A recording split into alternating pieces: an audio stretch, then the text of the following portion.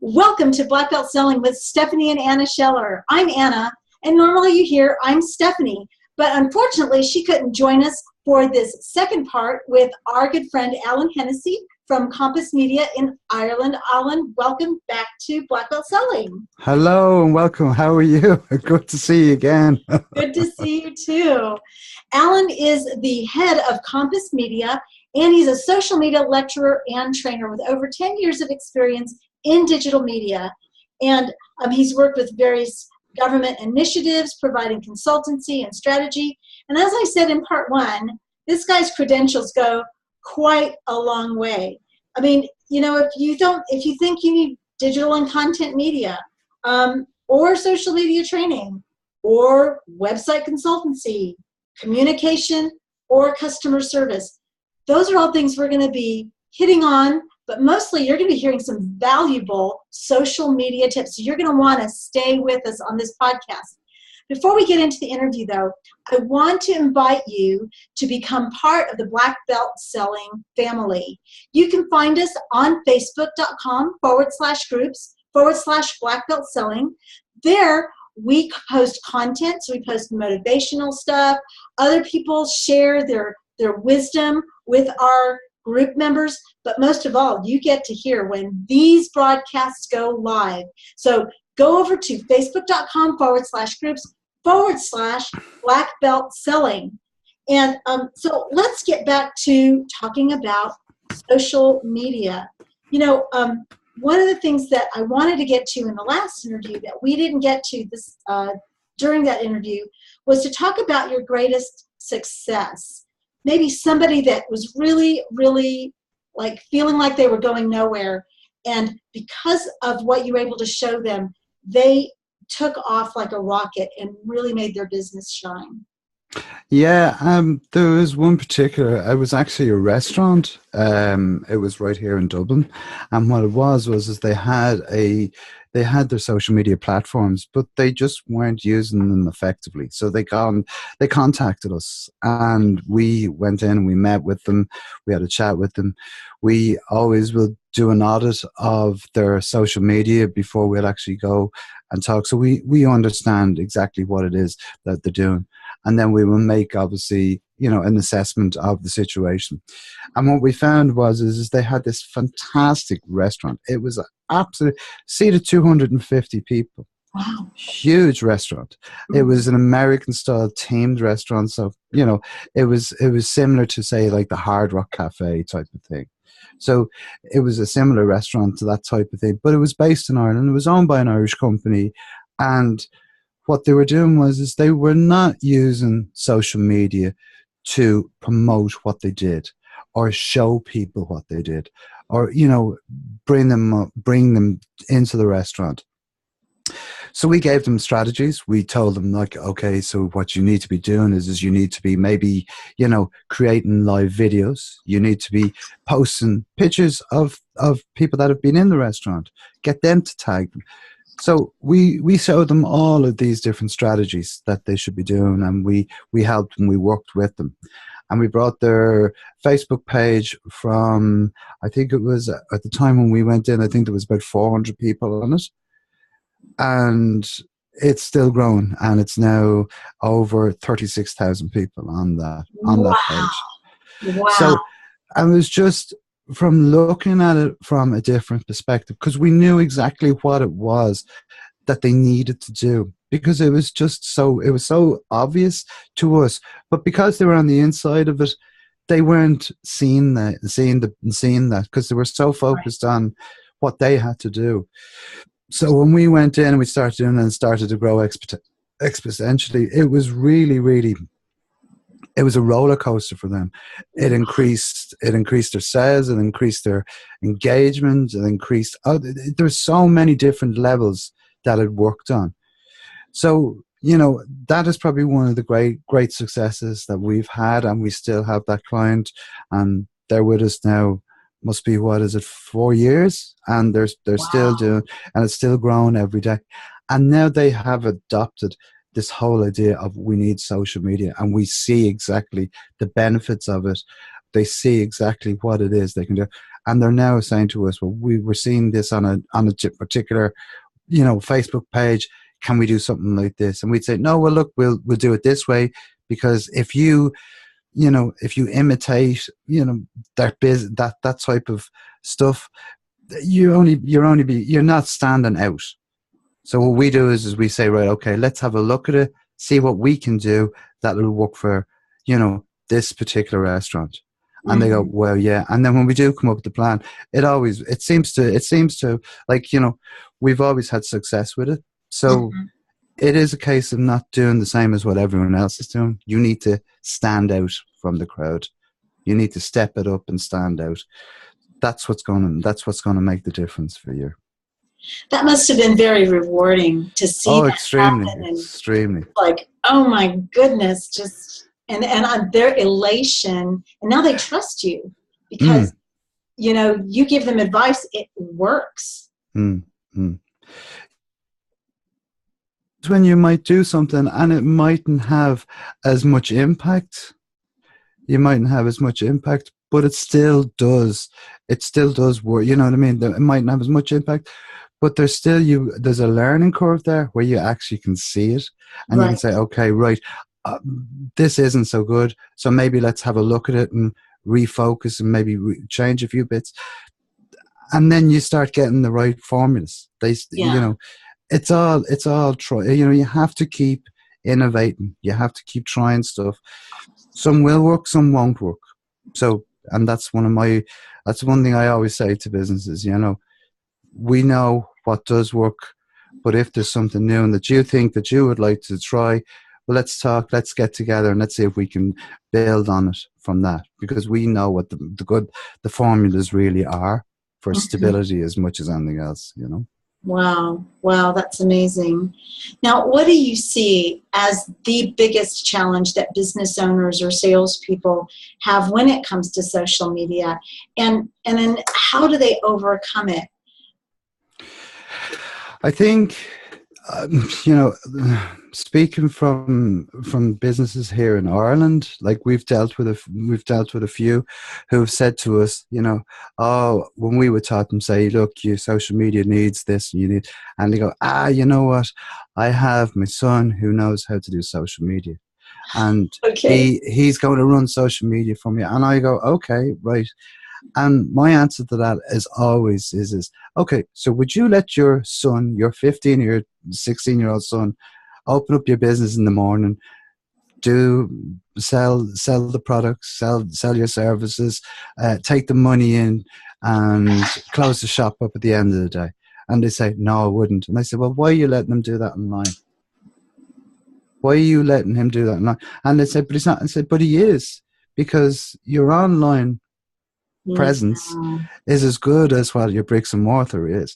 So the biggest challenges is what we would find is and then people don't understand the power of social media and the power of how you can build so many strong relationships and have advocacy for advocates for your business that will show people and say, oh, you have to go here, or you have to use this service. And creating that value, and they become your best salespeople. Plus, as well, what they also don't realize is that your staff are probably your secret army. Because if you have staff who are using, so every member of your staff has a social media account, you can be guaranteed it. Yeah. Unless, they're living in the dark ages, but 95% of businesses, all of their employees will have people on social media. There's your biggest army in front of you, because they're working in the business. They're able to tell people, oh, this is, whether it be a great place to work, but we're doing this, sharing it with their friends. They share it with their friends. It's people don't realize, as I always call it, it's your secret army. So why aren't you using it? Your employee advocacy is absolutely incredible to what people can do, to what businesses can do, and you don't really think about it because sometimes people like to have their social media separate from work. But I was just talking to my my office manager, and we do property here in Texas. And she was saying how she's been talking to people who are trying to sell a particular piece of property.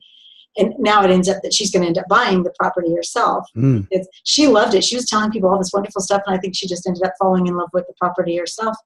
But that's so true. We don't look at what's right around us to help us, but we do rely on, because somebody's on social media all the time, we think they know our business to be able to represent it in the marketplace, in the online marketplace.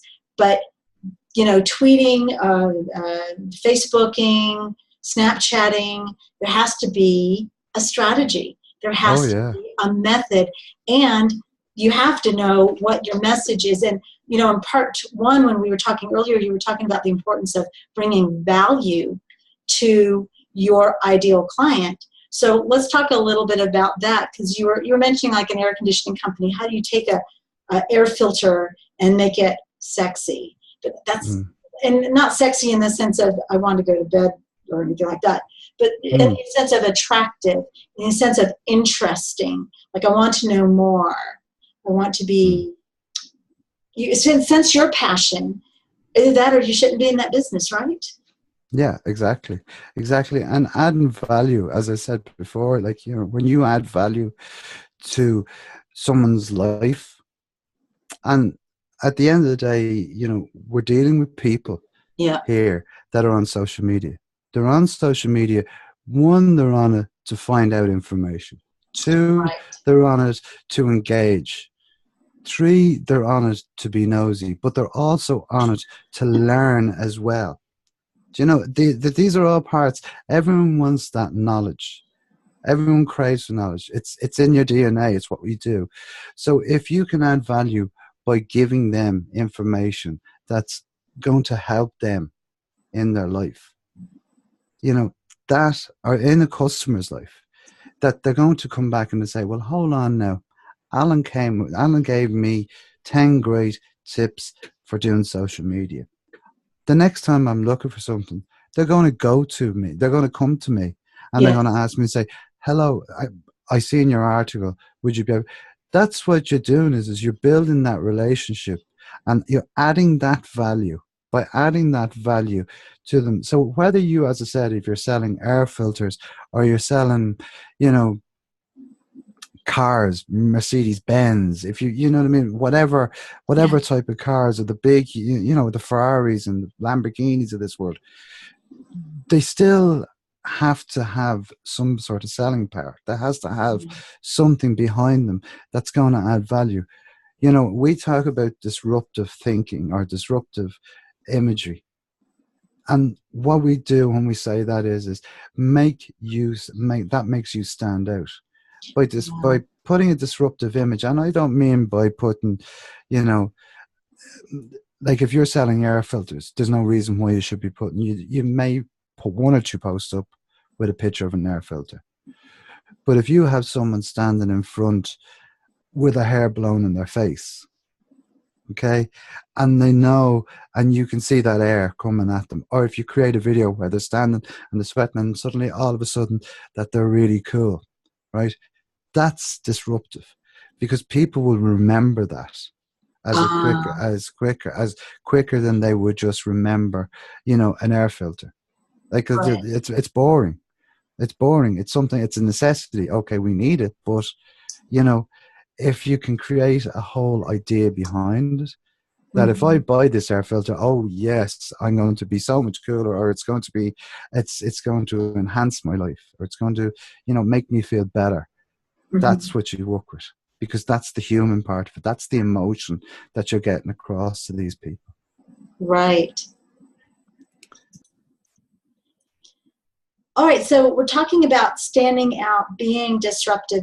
One of the things, and I study sales a lot because I am a sales coach, and sales is what lifted me from not being confident, being afraid to talk to people, to becoming confident in speaking with people. But one of the things I think that you are bringing that's super important for our listening audience to understand is we are focusing on an outcome for our client. It's not the product. It's not the air filter. It's actually not even digital marketing. It's what are we doing, maybe even thinking about not just our customer, but the customer's customer if we're dealing with a business, or the customer's family, or the customer's co-workers. Whatever we're dealing with, we have to think beyond just our little interaction. We have to think into their lives, what we're doing that is bringing benefit to them. And then that's what we want to bring to their lives. And we become a trusted advisor, an authority, so that, like with everything you're sharing, Alan, obviously when people come to you, they already know that they're going to get good information, and they're trusting that you're going to help them whether or not you make a sale off of them. Is that right? Yeah, totally. I totally agree. Yeah. And it is really, that's what it is about. You know, you've got to see the bigger picture. Yeah. You've got to see the bigger picture. You can't just focus on the here and now. You have to focus on the bigger picture. So when we talk about digital, we always say, you know, it's so much more than that. It's about building long-term relationship, building advocacy, building trust. You know, and that is the key to every business that is on and that does social media and even does business as a whole.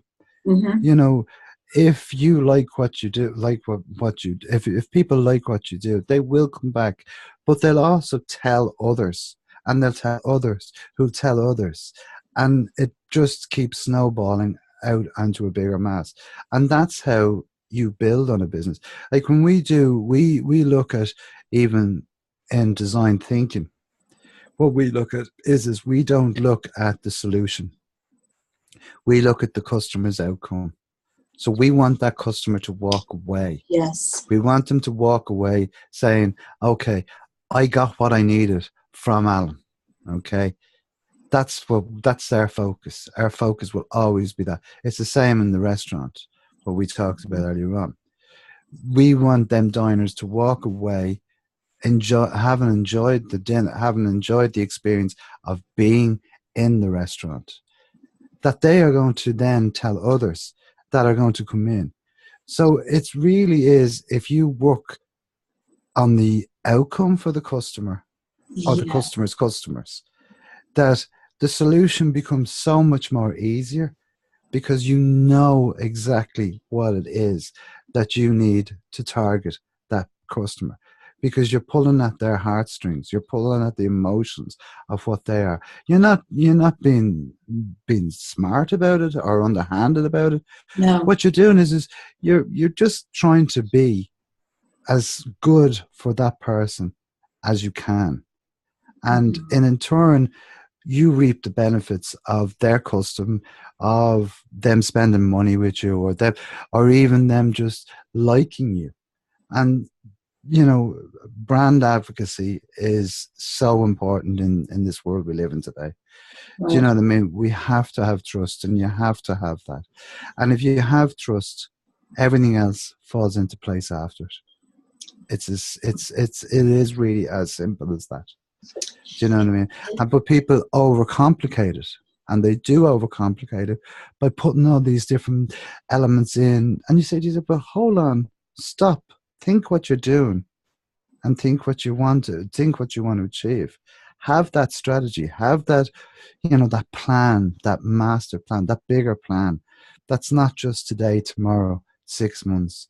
Yeah. You want this to last. That's how we've built our business. You know, we've always seen it's what benefit we can bring. And if we can bring benefit to our clients, to people who are around us, so be it. That's our job. We're halfway there. Yeah. You know? Well, and I think if you focus on making your customer happy, and giving them the outcome they're looking for, that generates power and enthusiasm and excitement, and then nobody can resist you, because people are drawn to, they're attracted to enthusiasm and passion. And the right people will be attracted, because the people who are not your ideal client, they're not going to get excited like you are. But the people who are, and they're going to see that you're excited about helping them improve their lives, helping them improve their families, their customers, their workplace, whatever your product does for your customer, then those people are going to want to be with you. You're not even going to have to fight for the sale, because you've already built that relationship and that trust. And that's really the bottom line. Social media is about building relationships so that you're walking in the same energy, the same passion, the same flow as your customer. And through things like NLP, which you shared, NLP is not a form of manipulation in the sense of forcing someone to do something or tricking them, but it is a way of getting lined up with your customer and what they want. That's powerful. Yeah, I give you a perfect example. We done a training course, a couple of months back. And there was a girl came in and she had this idea for a nutritional app. Okay. And she was going to market this to mothers who, like nutritional breakfasts and, blogs and videos of how to do these things. And we said to her, okay, so when are you going to plan on putting these nutritional recipes out? And she's, oh, well, I'm going to put them out in the morning. And I say, okay, right. Now let's think about this. They're going to put them out in the morning. Okay. Right. In the morning, I don't have time to scratch myself, because I'm too busy getting kids out. But if I'm collecting my kids at 3 o'clock from school and I'm waiting for them to come out of school and I'm sitting in the car, I have the phone on. So now what I'm doing is I'm going on and I look and there's this recipe. One, I can now go to the store, I can go to the grocery store and I can pick up all the ingredients. I can bring them home. I can prepare them the night before. So when the kids get up in the morning, the nutritional breakfast is there in front of them. The other one was she was going to do live videos. And I said, well, when you're doing live videos, I says, do them at 8 o'clock, but whisper when you're doing your live video. And she went, why would I want to be whispering? And I says, because if I'm putting the baby down to sleep and I'm sitting there and I have my phone on silent or I have it on low, and I turn and I says, and you start whispering, I'm empathizing with you because you're sitting beside the child that's trying to go to sleep, but I'm not shouting, so I'm not going to disturb the child, but you're still going to be able to hear it. And she went, oh my God, that's brilliant. And I went, no, what it is it's thinking about what it is you're going to do. And by doing them two things, it has changed so much for her, because she now sees it in a different light. She's not being in the same conformity that everyone else does. Yes. She's doing something different. She's standing out, but she's also making it more pleasurable for people. So she's bringing them from the pain to pleasure in 2 or 3 simple steps. And that's what she has said to us, just, it has worked so well. And that's just one simple example of what we do. Because we don't just say, okay, right, give us the information, we'll post it for you. We actually say, right, okay, what will work here? And they go, oh, and we say, right, well, what about doing this? So it's more of a marketing. It's taking it to the next level and giving our customers and giving our clients that little extra piece, that nugget that's going to make their difference, that's going to make the difference in their business. And we see it every day because we are looking at this and we're looking at all aspects of it. Right. Well, this second half has gone as fast as the first half did, and I'm just so glad. I've got like lots of notes here from all of the wonderful things that you've shared with us, and they're so important. I love this story about the restaurant. So really quick, let's talk about how people can get in touch with you and give them your very best advice before we close off. Just got 2 minutes. 2 minutes. Okay, best advice, be social. Okay. be valuable to other people, reach them, contact them, build relationships with them.